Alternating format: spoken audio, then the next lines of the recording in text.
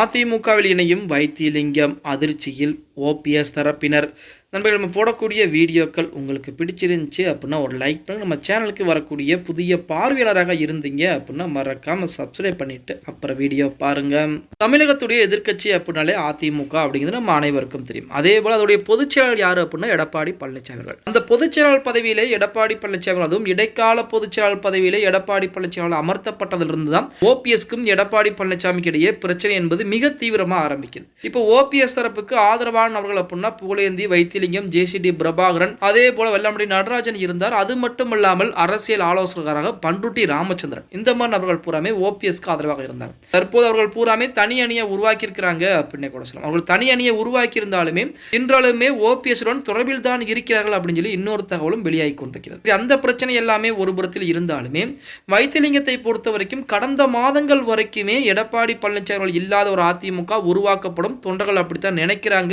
அதிமுக ஒன்றிணைய போகிறது, அதிமுக ஒன்றிணைவதுதான் நமது ஜெயலலிதா மற்றும் எம்ஜிஆர் அவர்களுக்கு செய்யக்கூடிய மிகப்பெரிய ஒரு கடமை அப்படிங்கிற மாதிரிலாம் சொல்லியிருந்தார். இதுலையுமே குறிப்பிட்டு சொல்ல போனா அப்படின்னா எடப்பாடி பழனிசாமி இல்லாத ஒரு அதிமுக ஓபிஎஸ் தலைமை இருக்கக்கூடிய அல்லது சசிகலா அம்மையார் தலைமை இருக்கக்கூடிய அதிமுக தான் அமைய போகிறது அப்படிங்கிற மாதிரி வார்த்தைகளை சொல்லிக்கிட்டு இருந்தார்.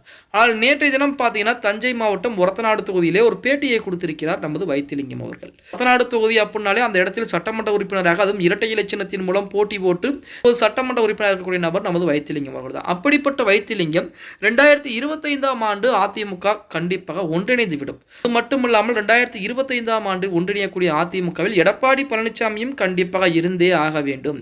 எடப்பாடி பழனிசாமி இல்லாத ஒரு அதிமுக ஒன்றிணைவதற்கு வாய்ப்புகள் என்பது கிடையாது.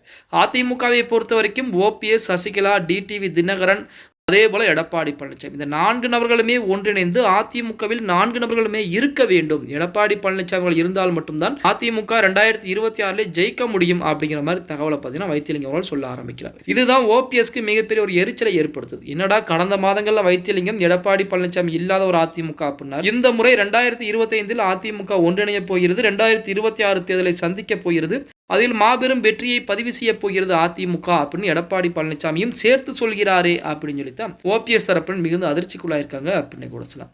அதற்கு தான் அதிமுக இருக்கக்கூடிய முக்கியமான தலைவர் என்ன சொல்றாங்க அப்படின்னா, அதாவது வைத்திலிங்கம் ஆகட்டும், புகழேந்தி, ஜேசிடி பிரபாகரன், இந்த மாதிரி நபர்களுக்கெல்லாம் அதிமுகவில் எப்பொழுதும் கதவுகள் என்பது திறந்தே இருக்கிறது. ஆனால் ஓபிஎஸ், சசிகலா, டிடி தினகரன், இந்த 3 நபர்களுக்கு தான் கதவுகள் என்பது திறந்தே இல்லை. இப்ப வாய்ப்புகள் வைத்திலிங்கத்துக்கு பொறுத்த வரைக்கும் பாத்தீங்கன்னா அதிமுகவிலே இணைய போகிறார், அதற்கானதை இப்படி எல்லாம் பேசி கொண்டிருக்கிறார் அப்படின்னு சொல்லி அதிமுக இருக்கக்கூடிய ஒரு சில நபர்கள் சொல்லிக்கிட்டு இருக்காங்க அப்படின்னு கூட சொல்லலாம். பொறுத்து வந்து பார்க்கலாம் அடுத்து நடக்க போகிறது அப்படிங்கறத. ஓகே गाइस, வீடியோ பிடிச்சிருந்தா மறக்காம ஒரு லைக் பண்ணி விட்டுருங்க. அப்படி இந்த வீடியோ ஃப்ரெண்ட்ஸ் அண்ட் ஃபேமிலிக்கும் ஒரு ஷேர் பண்ண மறந்துடாதீங்க.